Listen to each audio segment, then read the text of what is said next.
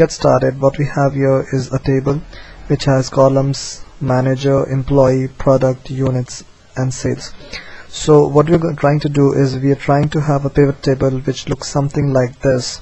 That is, I have manager and employee as my page fields, product as my column, and the units and sales here. So I want to replicate a dashboard which has this functionality. So what I'll do is I'll first import this sheet into Xcelsius, so which I've already done. So the sheet looks like this. This is the exact same table. So this is a table that I have. I'll also show you the dashboard that I'll be using. I have two combo boxes, one for manager, one for employee.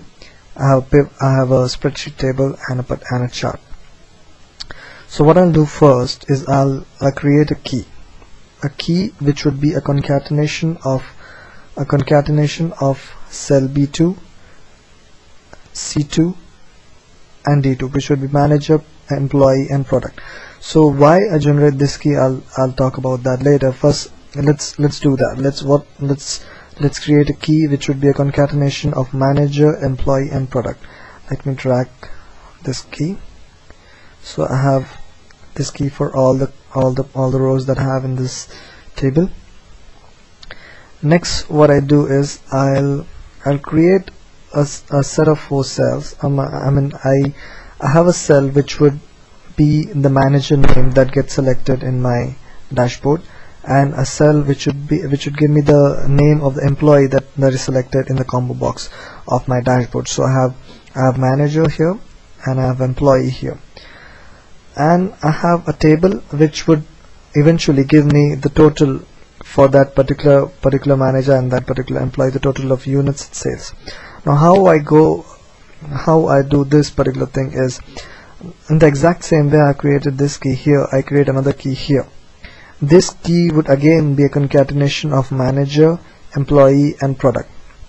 So as you can see, I have J4, which is this cell, J5, which is this cell, and I8, which is this cell. So it is a concatenation of manager, employee, and product. And I drag it here. So again I'll have a concatenation of manager, employee, and product B. So now what I do is I use Sumif here to get my actual values. So Sumif would basically locate this key here in this column and sum up these columns wherever it finds a match. So here what is happening here is I'll search my key in this range, that is from A2 to A17. I'll search for H8 would be this, and I'll sum up the values of units which are these. In an exact similar way, I search for H8 again in this column, and I sum up sales, which would be this. Okay, so we are done with this. I have put some dummy data here, so don't get confused with that. Now we go about connecting our dashboard components to the spreadsheet. So I go to properties here, I choose a particular title of my combo box would be this. I put OK. I choose labels from here, so that is important, and I choose labels as these, and destination of that would be this. So this is important. So again, so this is my title, this is the destination, and these are my labels. I have selected label here. In exact similar way, I make the employee combo box also. Then here I have used a spreadsheet table. A spreadsheet table, what spreadsheet table does is it replicates the exact formatting and coloring and everything from the spreadsheet table. So basically I have created I go to properties, I click on the display data, I select this. Okay, I don't need to worry about this.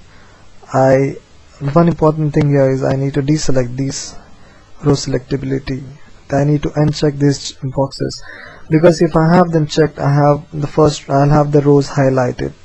So I don't want that. I just want a simple table which shows whatever is there on my Excel sheet. Okay, so that is done. I close this part, and you can obviously create a chart from here. That can be done, that you can do in any way you want. So as I see, there's no title next to the combo box which gives the manager ID, so I've done a mistake there. I'll just change it again to this. Okay, so this would be the title of that combo box. So now I have the title there, so everything is selected. Now let's preview our dashboard. So I have manager selected as David, employee as Jim. I'll change it to say John, and change this to say Alex. I have the values populated here. So this is how we replicate pivot table functionality in Xcelsius. Thank you.